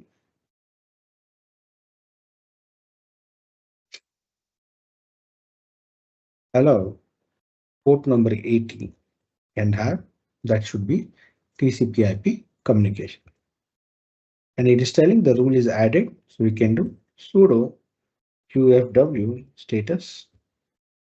You can see it is telling from anywhere, from wherever that could be allowed, allow the communication is for TCP/IP on port number 80, right? So let's say if I do refresh this, the page should open up for me because port number 80 is allowed, right? See, now it is working, right? Because the firewall is, there's a rule out there. Similarly, but if I try to do the SSH connection, since there is no rule specifying for that SSH communication, this is not going to allow to transmit that communication out, right? It's still going to be blocked. If I want to allow this communication, then I have to write a rule to make sure that this is going to be done. Okay. So let's write a rule for that as well. It's very simple. And the same thing. Now I need to know the port number for SSH. That's going to be 22, right? Press enter. The rule is added. Now if you come back here and rerun the SSH command, see the communication is allowed now. I can run the communication to connect remote to that part. Right. Configuring firewall. This is predominantly how it works. There's a lot of prerequisites that is required from your end, right? Understanding OSI model, what is the TCP protocol, what is an UDP protocol, what is an IP, right? And what is the source IP, destination IP, you have to look into that and understand different services that are there, right? It may be FTP service, SSH, HTTP service and HTTPS service, and how do they work.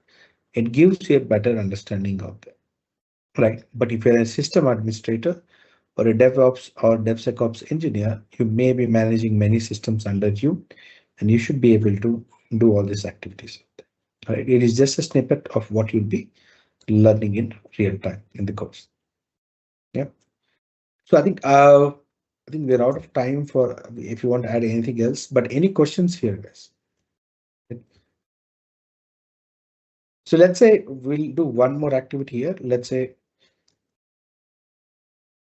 let me come back to the main mission. I can do it from there also, but here we can do. Right. Let's say sudo ufw status. I don't want the SSH communication allow permission. I want to remove that part. How we are going to do that? So for that, you have to first do is ufw status number, because now it is going to give a number for each of the rule out here.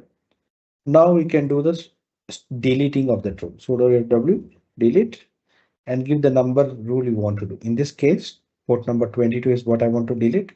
There are two lines, line number 2 and line number 4. So first I'm going to delete line number 2 and press enter. It is asking, are you sure? I'm going to give yes. Again, check the status. Now there's only one rule left, that is in 3. Done the same thing. And delete that. Right. Yes, we can delete that as well. And that is how we are going to. So this is a very simple operation. We'll understand the basics of firewall, right? And how what is mean by trusted and untrusted network. What is the default behavior of a firewall? And how do we add a rule to that? Meaning, how do we add an exception?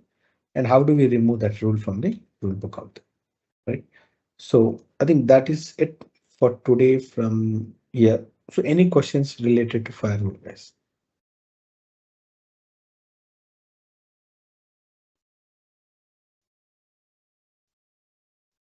Yeah, what is the difference between a firewall and a reverse proxy server?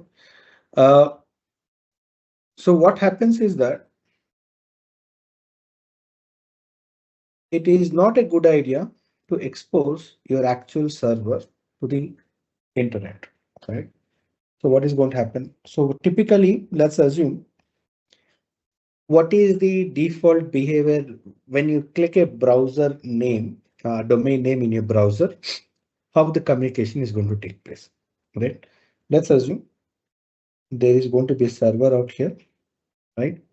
and this server is going to be connected on the IP address, not 10. This is a private IP 11.11.11.11. Okay. For a human being, when two devices are communicating, they can never use a name, right? Computers are not good with names. They need numbers. They would go with IP address, right? But can you remember IP addresses for all the servers that are there? For instance, can you remember phone numbers for all the people in there in your contact list, right? Probably you can remember for 3 to 4 people maximum, or maximum is 10 people you can remember, not more than it. I've not seen, right? Unless until you are a genius who can have a photographic memory, we don't remember more than that. And for me, it is difficult to remember my own number, right? In some cases. So how does we overcome this situation? So what they did was they thought, let's overcome, we'll do a just like a telephone directory for a name, then there's a number. All you have to do is just select the name. The phone will automatically call that particular number. But if I type here abc.com, how do I know what is the IP address for that? For that translation, there's a very dedicated machine called DNS server, domain name server. So when I type abc.com in my browser, the browser is actually sending a communication to the DNS server. So it is telling what is the question, right? What is abc.com's IP? And this is going to tell IP address is 11.11.11.11, right? And then now the request is going to be sent to the server, and this is going to be sent across, and the reply is going to be there, right? And you're not aware of it. The browser does a lot of activities for you, right? Anytime, whenever you're doing, it is not just abc.com. After .com, there is going to be a dot again, and there's going to be :80 or :443 that is happening for every request. That has been put by the browser. You're not having to worry about that part, right? It is going to take some lot of liberty in doing certain activities. In similar way, it knows whom to connect and get back the result of that, right? That is what is going to be done. But it is not a good idea to always expose my public IP address to the network. So what they do that is a similar situation. Let's say they're going to have something called as a reverse proxy, right? And they're going to have a server out there. This server, they're going to use it in a private network sometimes, right? So it could be 10.10.10.10, and proxy is going to be, let's assume 14.14.14.14. Now, whenever I type abc.com, the DNS server will tell the IP address is 14.14.14.14, right? This is a reverse proxy. This is not dealing, it is not, does not store the information. It is not even a website also. But what is going to happen? Your browser does not know that part. So what it is going to do, it is going to send that information to here to the reverse proxy. And reverse proxy is going to look at the message. It's telling, oh, someone is trying to connect to the server. It is going to allow it that forward that packet out there, and response is going to be taken out there. And now that response is going to be forwarded back to the client. The client will never know what is the actual IP of it. And this reverse proxy can be done many ways. We can set up a WAF out there, or we can do traffic analysis out there, check the traffic flow and everything. A lot of things can be done while protecting the server from the hackers out there. Okay, this is how a WAF is going to do. That is why whatever the IP what you're getting when you connect to a domain may not be an actual IP address of the server. In fact, your server, before any packet reaches your server, it may be going through multiple devices. It will go through network firewall. It will go through WAF, right? It will go to IDPS machines. It will go to antivirus server. For if a file upload is there, it has to check someone upload any virus into that file. That can be done. We have done it, And again, there's going to be a load balancer, and it could be anything, right? Already when a basic in situation only, there are about 5 devices before the traffic reaches the destination. Actual servers for that from a security perspective. So these are all will act as a reverse proxy. It is not going to be not aware of what is running out there. It is completely invisible to us. We don't know what's happening. Hope that cleared your questions. Well, any more questions?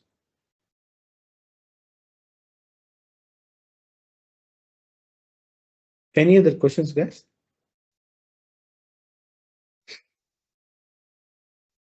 Firewall is a very interesting topic. It is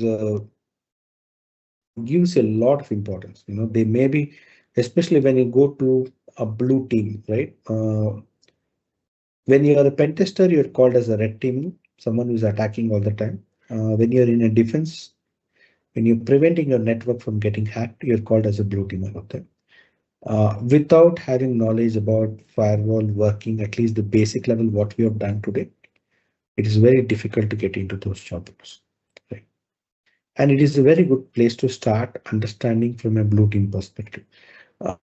Going to advanced topic like IDPS or antivirus or anything, this is going to help you make things even easier.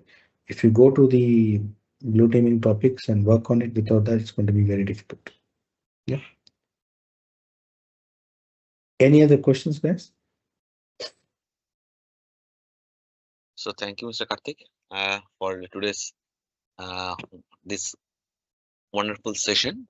Thank I you. hope, Thank you.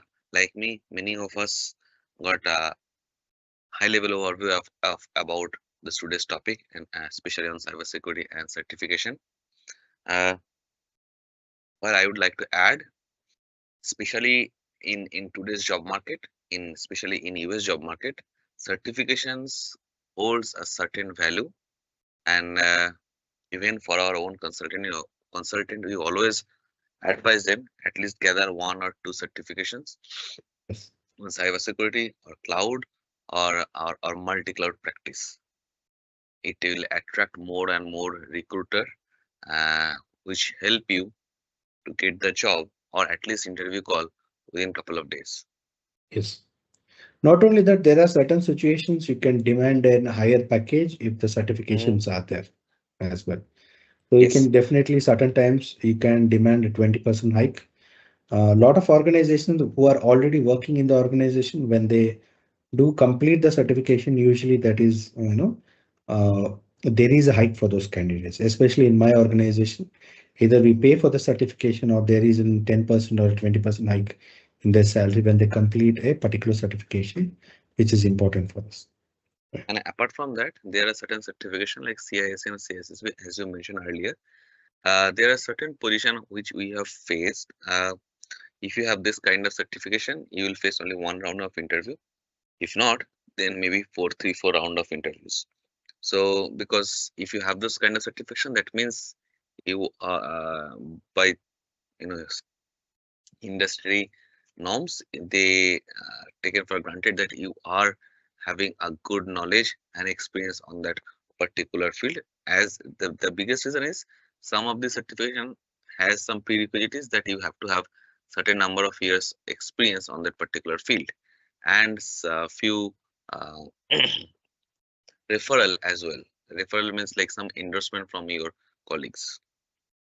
So yeah, uh, guys, if you have any other question, feel free to ask, or else we will move to our DevOps session, because yesterday, last weekend, DevOps session was very short, and if we keep that thing shorter, then we could not complete the whole our journey within 8 weeks. So uh, just I think Mr. Devashish can spend me 4 or 5 minutes, and if you have any question regarding job market, training, cybersecurity, or our DevOps training, feel free to ask.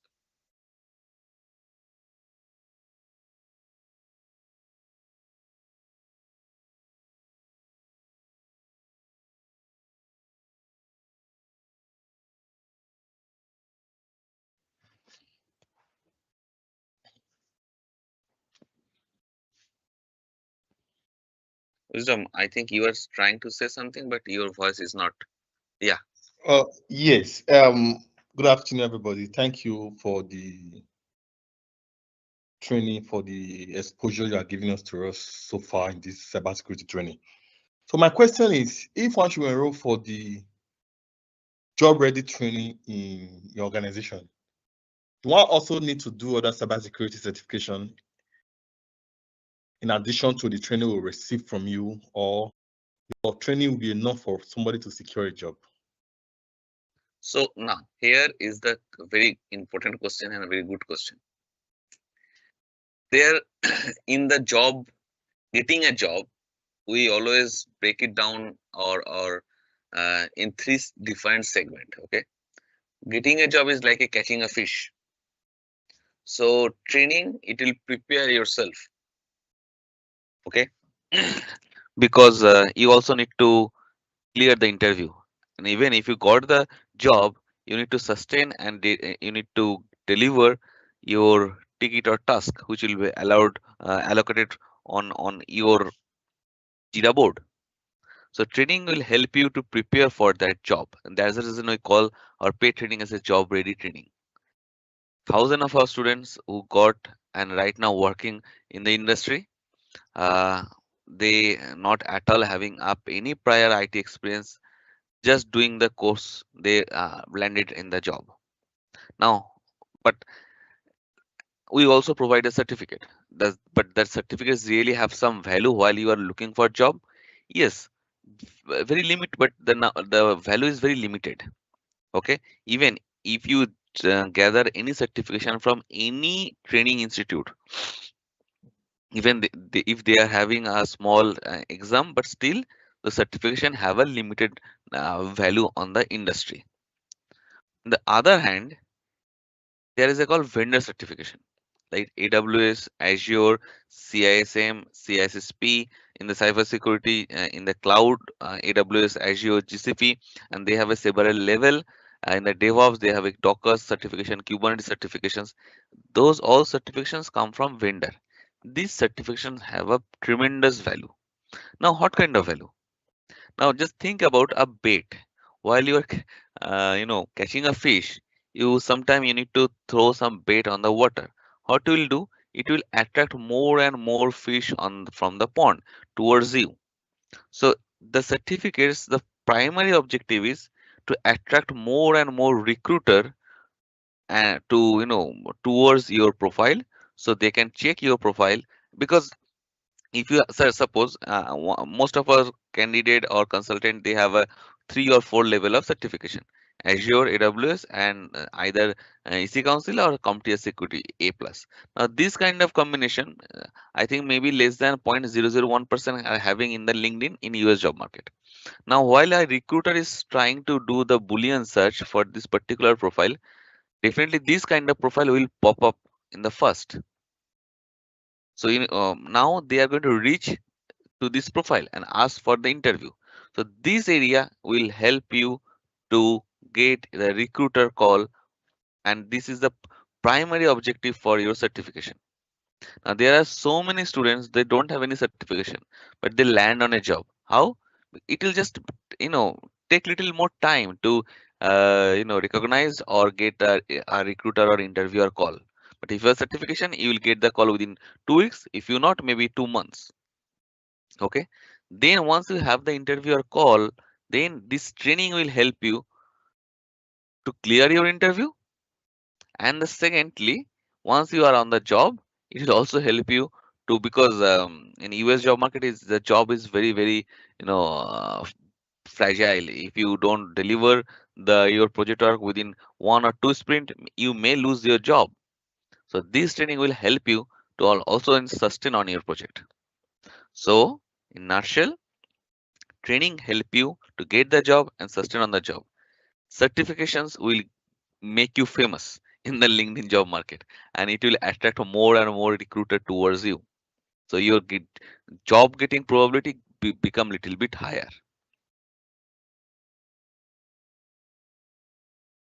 Wisdom, did I answer you correctly? Yes, it's clear. Thank you. And whenever you are trying to get certificates, try to gather certificate in different fields. Not like if you are looking for, suppose, cybersecurity position, you don't need a certificate on AI or data science or data analytics, right? Or any development thing.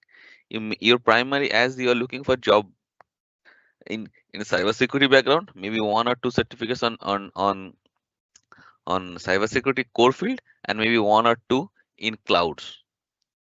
So it will help you to demonstrate your profile that you not only having the core idea of cybersecurity, you're also having the holistic or architect level idea in clouds as well. So because in the end of the day, your resume is nothing but a story about your profile, and these certificates will help you to strengthen your resume, and it will if your resume have any flaws or gaps, this certificate will help to eliminate those gaps, right? Yes, yes, yes. It's very clear. Now there's a one very straightforward question. Without certification, can I have a job? Definitely you'll have a job. Certification is not going to impose any extra benefit other than having higher salary, as Mr. Karthik told. What it actually do, it will it will give you some bargain chip in your pocket where we can uh, negotiate wisely about your salary with your recruiter. Point one, and the second, so probability of getting selected by the recruiter, not the interviewer. There is two different people, recruiter and interviewer. Recruiter will communicate with you first to set up the interview, and recruiter mainly will be like a non-technical guy. Interviewer will be a technical guy, and the interviewer will try to make sure that how good you are, how what is your competency level, what is your in hands-on skill. And another very important part about our training, especially our job ready training, is 80 to 90% hands-on, because 2 or 3 years before, during the COVID bubble, if you know about D in DevOps or C on cybersecurity, you are good fit for cybersecurity role, because that time there is a huge gap between demand and supply. There is a huge demand on in the market, but supply become very less. But nowadays, you and that time you will face like a question, what is more about theoretical question, what related question. Nowadays, while you are sitting for the interview, 90% question you will face like a hands-on or scenario based question. Until unless you have the like the hands-on experience, you cannot give the answer. And that is the reason we have a like a very straightforward motto that until unless you make your hand dirty with the project work, you cannot learn. So that's the reason every training you will have a separate lab where you can do your practice, do our project work with our capstone project, where I'm just giving an example for our DevOps training. Is like 8 weeks long. So you will learn Linux, AWS cloud, then DevOps tool set like Ansible, Terraform, Kubernetes, Docker, Git, and Azure DevOps. Now all are single pieces, or like you can consider like a pieces of in a puzzle box. But in our capstone project, you need to create a thread and use all of those tool set to create a whole project. While and you complete this project, you will have a really good hands-on experience on DevOps. More or less like 1.5 to 2 years of equivalent hands-on experience like a DevOps engineer who is right now working in industry. And that will help you to clear your interview.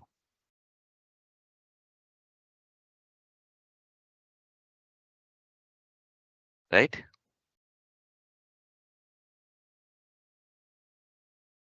Okay, guys, any other question?